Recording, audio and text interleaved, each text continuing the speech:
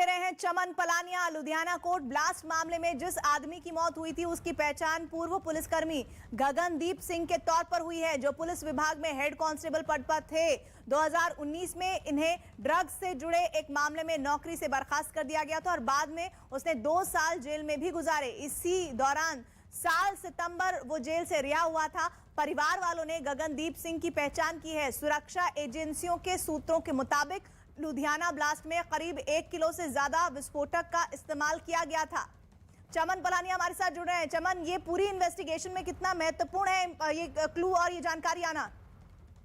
जी देखिए प्रीति की Ludhiana bomb blast में इस तरह की जानकारी आना कि जो वहां पर जो मृतक व्यक्ति था, जो खुद सुसाइड बॉम्बर के रूप में भी जो था, वो बम जो है टॉयलेट में जो था, जो वो कर रहा था, उसको बनाने की कोशिश कर रहा था, उसी दौरान जो था वो जो फट गया था और उसकी पहचान जो है वो जो है गगनदीप के रूप से हुई है और वो पंजाब पुलिस का डिसमिस एक पुलिस कर्मचारी है और 2000 में ड्रग्स केस के मामले में भी उसको जो है वो सजा काट चुका है। और इस मामले में जो सबसे बड़ी ये भी जानकारी आ रही है कि जो इसमें जो एक्सप्लोजर यूज हुआ है वो आरडीएक्स के साथ जो है एक लगभग 1 किलो के करीब जो है इसमें आरडीएक्स यूज हुआ है और उसी की वजह से जो था ये लुधियाना कोर्ट परिसर में जो धमाका हुआ था वो इतना बड़ा हो चुका था और उसकी आसपास की जो दीवारें थी वो भी जो है जर्जर हो चुकी थी, क्योंकि इसमें जो आरडीएक्स था वो बहुत ज्यादा इस्तेमाल हुआ था।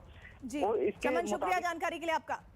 इस बीच लुधियाना की जिला अदालत में हुए धमाके की जांच केंद्रीय एजेंसियों ने तेज की है। यह साफ हो चुका है कि धमाका आरडीएक्स के जरिए किया गया, लेकिन यह पता चलना अभी बाकी है कि आखिर धमाके के पीछे किसका हाथ है और धमाके के पीछे मंशा क्या रही। एनआईए की टीम लुधियाना कोर्ट में चप्पे चप्पे पर जांच करने में लगी रही, साथ में लुधियाना पुलिस भी लगी रही। सख्त सुरक्षा पहरे के बीच जांच चलती रही। कोर्ट में खड़ी उन कारों को भी हिलाने की इजाजत नहीं दी गई जिन्हें धमाके की वजह से नुकसान पहुंचा था। एक दिन पहले कोर्ट में हुआ धमाका इतना जोरदार था कि आसपास की कई दीवारें एक झटके में मलबे में बदल गयी थी। मुख्यमंत्री ने इस बात पर मुहर लगा दी कि धमाके में आरडीएक्स का इस्तेमाल हुआ था। आरडीएक्स ते कुछ ऐसे इशू है जेडे पंजाब कोल वो सिस्टम नहीं है, वो केंद्र सरकार दी एजेंसियां आके देखदियां है किस लेवल दा आरडीएक्स कित्थों आया हो सकदा। एक तरफ केंद्रीय एजेंसियों ने जांच तेज कर दी, दूसरी तरफ केंद्रीय मंत्री किरेन रिजिजू लुधियाना पहुंचे। जिला अदालत पहुंचकर धमाके वाली जगह देखी और फिर अस्पताल पहुंचकर जख्मी लोगों से हालचाल भी पूछा।